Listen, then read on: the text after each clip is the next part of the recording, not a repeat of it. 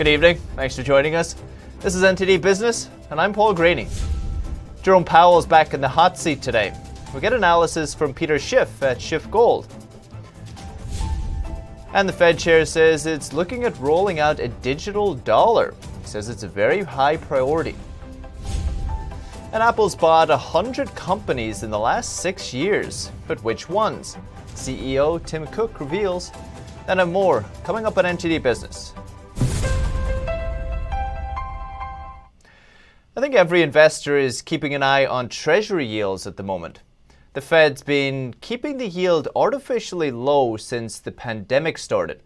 That makes money cheaper to borrow so people can then use that money to stimulate the economy. That's the plan. But that yield is rising now. Yields on a 10-year Treasury are up almost 30 basis points this month. Doesn't sound like a lot, but when it's just over 1% at the start of the month, it's significant. Here's the former president of the Federal Reserve Bank of Dallas on the risk of letting them rise. If the markets detect that we're going to go above the 2% level on a sustained basis, that's the key operative word, that sort of changes the way one discounts the present value of future cash flows. And the last thing Powell needs and the FOMC needs is to trigger a reaction and have a significant correction in equities accordingly. So if interest rates go up, we could see a stock market sell-off. But the Fed chairman insists their easy money policies aren't blowing any bubbles in the stock market. Well, luckily for investors, Powell says the Fed will continue its bond buying program to push rates down until further notice. Don't worry about your stocks. Powell's at his SEC hearing in as many days today. So we talked to Peter Schiff, chairman at Schiff Gold, to see if he had any thoughts on Powell's performance. Yeah, I had a lot of thoughts. In fact, I tweeted them all out. You know, Powell is getting progressively more dovish every time he speaks, which I think is a necessity because the U.S. economy is in need of more artificial support every time he speaks. Because the only thing that the economy's got going for it is the Fed, because it's a phony economy. It's not real, and it's completely dependent on increasing levels of inflation. So the Fed keeps on printing money while pretending it has no effect on interest rates, no effect on asset prices, and claiming that the market doesn't even need its help. I mean, Powell actually said today that he doesn't even think the Fed's massive bond buying program is having any effect on interest rates. He thinks there's plenty of demand for U.S. Treasuries, and the Treasury doesn't even need the Fed, which, of course, if that were true, then why is the Fed buying all these bonds in the first place? The truth is, that's the only thing standing between us and complete economic collapse is the Fed, but the only thing standing between the Fed and collapse is the value of the dollar. And, you know, Powell today said that he doesn't think it matters how much money they print, that there's no longer a relationship between the supply of dollars and the value of those dollars. Well, the laws of supply and demand are still in effect. And if Powell keeps printing dollars, eventually there'll be no demand and the value, the price is going to collapse. And that's when it all hits the fan. Really incredible comments from the chairman today. And I know lots of our viewers, Peter, they're probably waiting for me to ask about Elon Musk, yourself and himself. Don't seem to quite see eye to eye on Bitcoin's future. Well, you know, Musk is, not exactly unbiased here. He purchased $1.5 billion worth of Bitcoin for Tesla shareholders. So, you know, once you own Bitcoin, you're really obligated to talk your book because the only way to prop up the price is to con other people into buying it. But, you know, based on Musk's tweet to me, if he's actually being honest in what he tweeted and not just trying to promote Bitcoin, even though he has more money than almost anybody, he doesn't really understand it, because he said to me that money is just data, and it's not. That's not what money is. I mean, data can represent money, but money is a commodity, like gold and silver. That's money. What we use today, Federal Reserve notes or people that use euros or Japanese yen, those are what you call money substitute. They're not actual money. In fact, when the Federal Reserve issued notes backed by gold and silver, the gold and silver was the money. The notes were currency. And what gave the currency value was the money, the gold, that backed it up. So currency is also a money substitute. But what we have now is a substitute for legitimate currency, and that's fiat currency. The difference between real currency and fiat currency is real currency is backed by actual money, whereas fiat currency is backed by nothing. The dollar is fiat currency.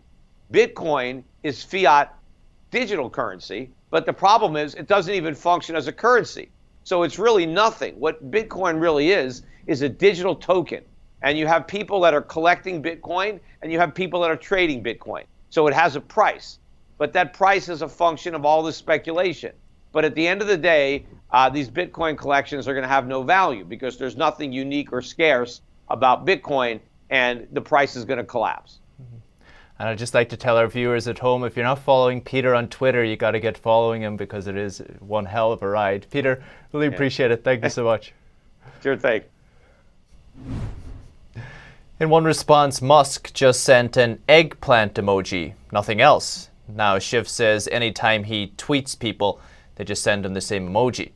Welcome to the new world. All right, well, one tangible impact of rising rates is that mortgages are becoming more expensive. So now considerably less people are applying for them. That could finally pour water on the house price boom. It's really been crazy. Last month, new home sales blew past expectations, up 4.3%. That's driving home prices higher. The Case-Shiller Home Price Index was up over 10% in December. That's the biggest single-month leap in 7 years. But mortgage applications fell over 11% last week compared to the week before. It comes after the 30-year mortgage rate hit a 3-month high. And the Fed says this will be an important year for America's very own digital currency. This is going to be an important year, and this is going to be the year in which we engage with the public pretty actively. In the meantime, we're working on the technical challenges and also collaborating with and sharing work with the other central banks around the world who are doing this.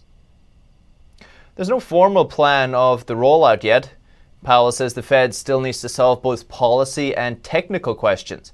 For example, he says the Fed might need congressional approval to issue a digital dollar, but he doesn't know when or even how that'll happen. Digital currencies are gaining steam, though. A number of countries are developing digital versions of their fiat currencies. China is also working with Thailand and the UAE to explore a digital currency for cross-border payments. Some analysts say China's long-term goal is to internationalize the yuan. And Wall Street ended higher on Wednesday. The Dow rose 425 points or 1.35%. S&P 500 gained 44 points or 1.14%. The Nasdaq added 133 points or 0.99%. What bubble? The Food and Drug Administration says Johnson & Johnson's one-dose vaccine appeared safe and effective, paving the way for its approval as soon as this week. The drug maker shares rose following the news. Tesla gained 6% after Cathie Wood bought more of its shares, over $170 million worth. Lowe says it expects 2021 sales to decline even after reporting a blowout fourth quarter. Its shares are down less than 4% today. And are you saving for your retirement? Maybe you have money in a pension fund, maybe trading a little yourself. Well, one expert says New York's proposed stock transfer tax could cost you $60,000 by the time you hang up your hat. But luckily, the state's tax commissioner is on your side. He's against the tax. And he says major financial exchanges will actually leave New York if it happens. In the Senate Finance Committee, we'll hear testimony concerning the governor's budget proposal for taxes. In Tuesday's budget hearing, New York's tax commissioner wasn't excited about the idea of taxing stock transactions, saying even a small tax would have a big impact. Consider the effect that even a seemingly small tax would have on trading activity, migration, relevant location of jobs. Some state Democrats support reinstating the stock transfer tax, which has been dormant since 1981. Reinstating it would mean you'd be taxed for every stock transaction you make that's based in New York. One expert says this could really add up. Just as an investor who has a retirement account, and over 25 years, you compound that, well, that means that over 25 years, you would end up with $60,000 less in retirement from this financial transactions tax. He says it's also a concern if you're in the stock market business. because any transaction that occurs in New York would be taxed. So this would actually put New York at a disadvantage to other parts of the country that don't levy that tax. Because once again, that tax is based on where the transaction actually occurs. Major financial exchanges issued a joint letter to Governor Cuomo earlier this month, staunchly opposing the idea, suggesting they would move out of the state. In years past, the center of the financial universe has changed numerous times, but there's no guarantee that it'll stay in New York forever. And so long as the government continues to try to squeeze more money out of this important sector, the more likely it is that that sector is just going to pick up and walk away. New York Democrats generally want more taxes regardless of federal aid. Republicans say getting federal aid means there shouldn't be more taxes. And GameStop shares back in the news. More than doubled on Wednesday, closing just over $90. Comes after an executive shakeup. The company says Chief Financial Officer Jim Bell will resign March 26th. The company hinted the move is to help transform the company into an online retailer. Co-founder of Chewy, Ryan Cohen, recently bought a stake in GameStop, and he's pushing the transformation online. The company announced last fall it was planning on closing up to 450 stores around the world, and in the most recent quarter it posted a net loss of $18.8 million. Still, some investors remain hopeful it can cut reliance on physical stores and make that transition to e-commerce. One company not struggling so much is Apple. It acquires a new company every 3 to 4 weeks. CEO Tim Cook revealed details of its past deals at its annual general meeting this week. NTD's Earl Rhodes takes a look. The BBC reports that Apple has acquired about 100 companies in the last 6 years. CEO Tim Cook revealed the details on Tuesday in its annual shareholder meeting. Cook says the acquisitions are mostly to bring in talent and technology. He says the focus is on small, innovative companies that complement our products and help push them forward. Its biggest purchase in the last 10 years was headphone maker Beats. It paid $3 billion for it. Shazam was another high-profile purchase at $400 million in 2018. Many of the technologies it acquires, it incorporates into its own products, like its Face ID technology, obtained when buying Prime Sense. Many of the acquisitions go into back-end tech, but some are more curious. This includes a self-driving firm, AI companies, a weather app, a virtual reality events business, a payment startup, a podcast business, and a $1 billion stake in a Chinese ride-hailing service. The $2 trillion company certainly has the money to splash out, but the combined value of these acquisitions is comparatively small. It doesn't even reach single transaction values that other tech companies have paid out. These include Microsoft's $26 billion for LinkedIn, Facebook's $19 billion for WhatsApp, Amazon's nearly $14 billion for Whole Foods. One thing that does seem clear is Apple's prudent spending has contributed to its largest quarterly revenues ever just seen, at more than $111 billion. Earl Rhodes, NTD News. And as if Facebook didn't have enough influence on the flow of information, the social media platform says it'll invest at least $1 billion in the news industry over the next 3 years. Comes just one day after Facebook reached a deal for news in Australia, but critics say last-minute changes in the deal favor big players over smaller news outlets. Facebook says it's invested $600 million in the news industry since 2018. It also says it's negotiating with German and French publishers to pay for their content. But at least big tech isn't interested in politics like those partisan media on the left and the right. In other news, big tech workers donated more than $15 million to President Biden's 2020 campaign. That's much more than people in banking or the legal sectors. NTD's Patrick Hayden reports. Employees from Google's Alphabet, Microsoft, Amazon, Apple and Facebook donated more than $15 million to President Biden's 2020 presidential campaign. This marks a shift in contributions compared to previous Democrat runners. Big tech made up 3 of the top 5 for Hillary Clinton's 2016 campaign, but injury law firm Morgan & Morgan and investment bank JP Morgan Chase were in there as well. And in Obama's second campaign, 2 big tech companies made the top 5 along with Deloitte, Time Warner and law firm DLA Piper. Corporations themselves can't give directly to election campaigns, but their employees can. A Wall Street Journal analysis of Biden's 2020 campaign shows that big tech accounted for all 5 of his top donors. Alphabet employees donated over $5.2 million. Microsoft employees, $3.2 million. Amazon employees, $2.8 million. Apple employees, nearly $2 million. And Facebook employees, about $1.9 million. Big tech didn't make it into any of Trump's top 5 donors in 2020. Republicans have long complained that big tech companies are biased against conservatives. Globally, big tech is facing scrutiny from many countries' regulators. And in the US, several are already targets of antitrust investigations. 3 CEOs will testify before a House committee next month. Patrick Hayden, NTD News. If you've got little ones, you might be happy to hear. But if you don't, you might be mad the government wants more of your money. A much larger child tax credit is making progress. It's part of President Biden's nearly $2 trillion virus spending package.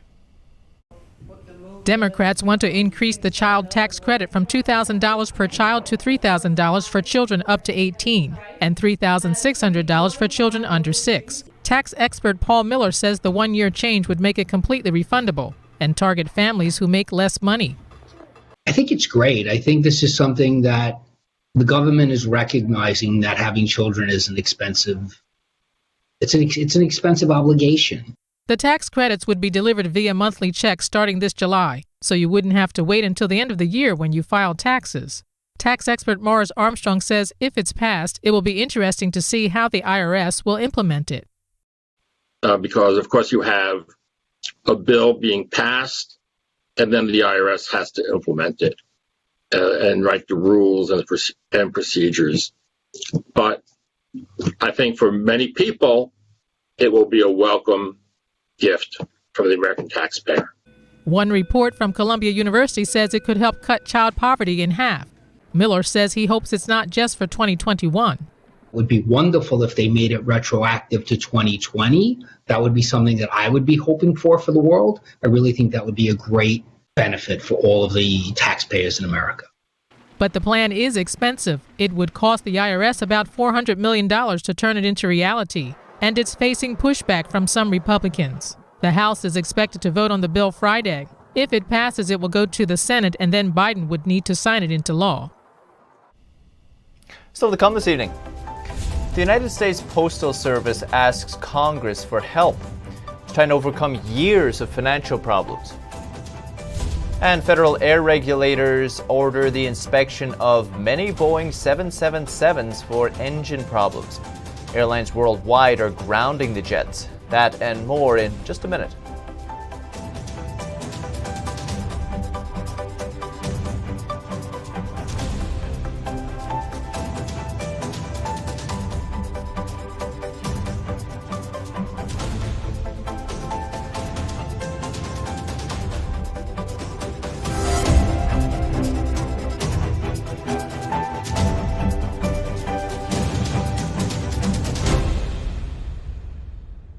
If you're like me, and I think it's actually most of us, then you're getting really fed up with the nonsense going on inside the banking system.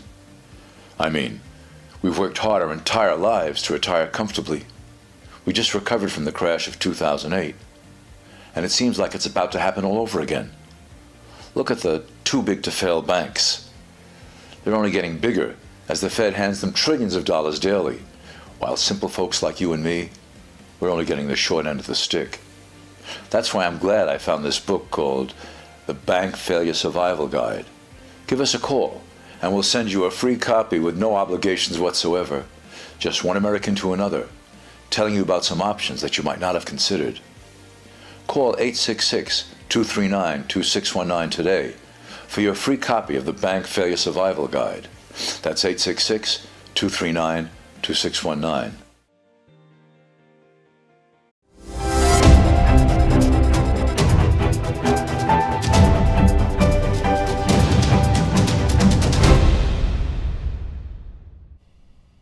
The Postmaster General says that the mail system is losing $10 billion a year. He says it urgently needs reform and financial relief.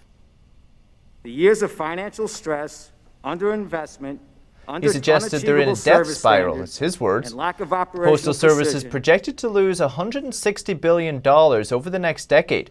One of the underlying issues is a 2006 law which made the Postal Service pre-fund over $120 billion in retiree health care and pension costs. One lawmaker proposed a reform bill to deal with those issues. DeJoy says the bill alone doesn't solve the problem, though. He plans to release a new 10-year strategic break-even plan soon. 10 million lost to break even. Okay, let's see it. And the FAA has stepped in over a United flight's engine failure.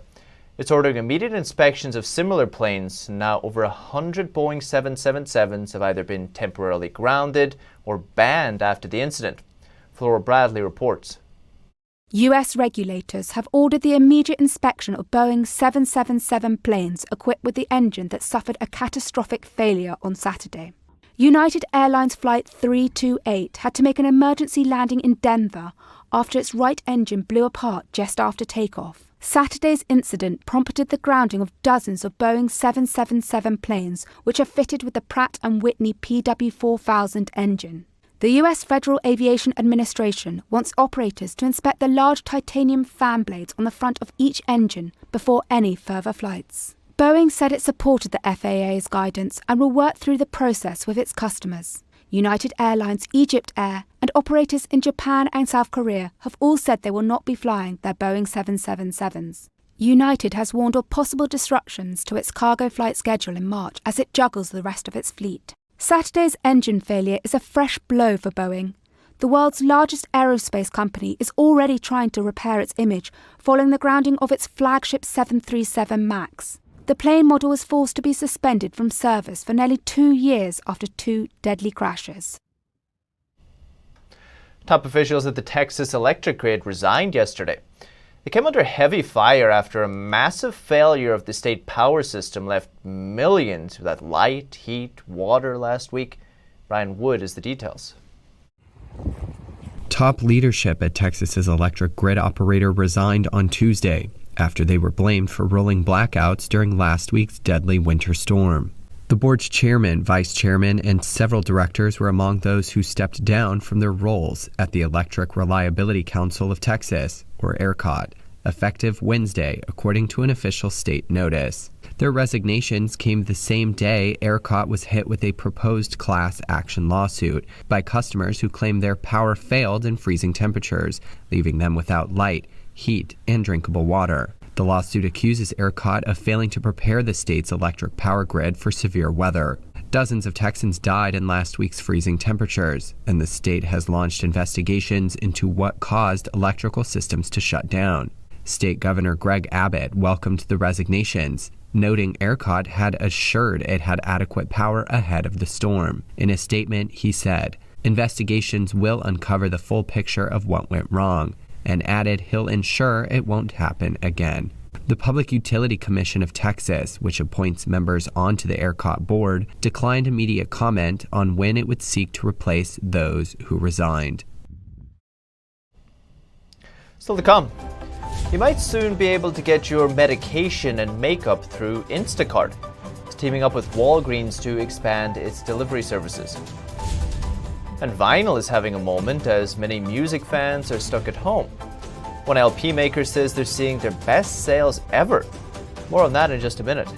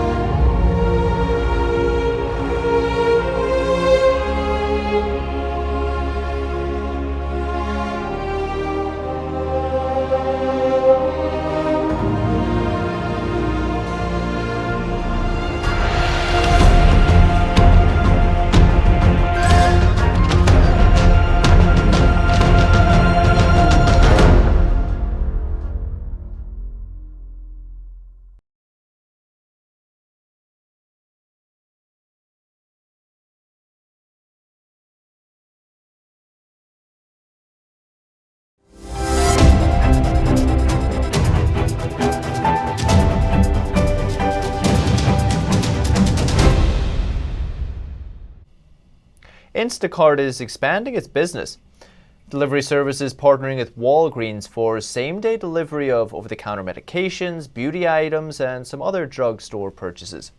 Instacart says it'll be offered at nearly 8,000 Walgreens stores in the coming weeks.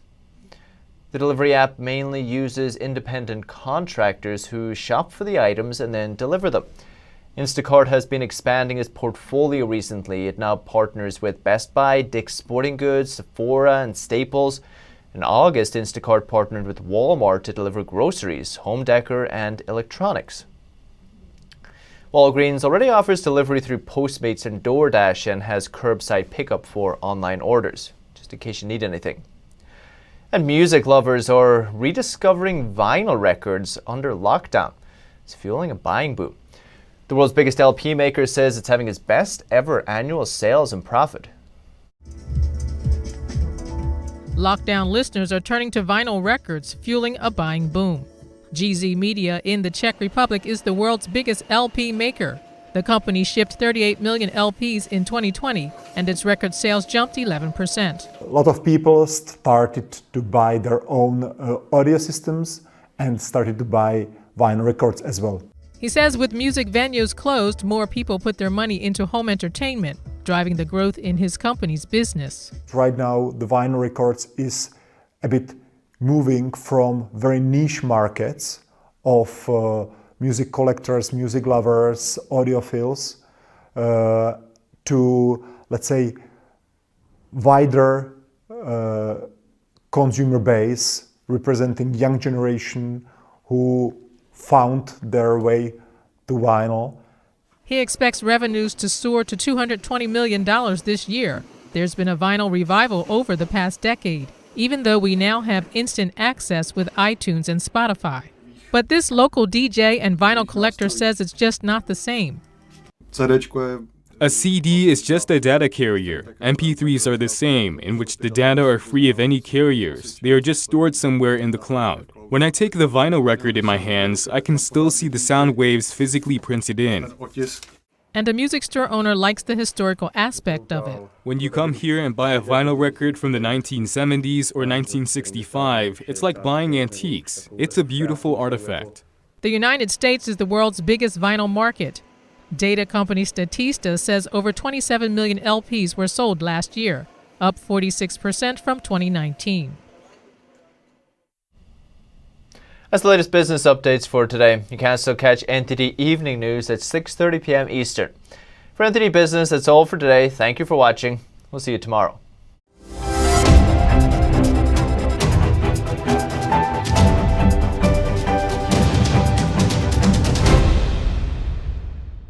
Don't let YouTube decide what information you get. That's your choice. YouTube is deleting our videos and cuts you off from a source of honest reporting. Make sure you don't lose access to NTD's news content, and take a quick moment to subscribe to our newsletter so no matter what happens here, you'll keep your access to a trustworthy news source.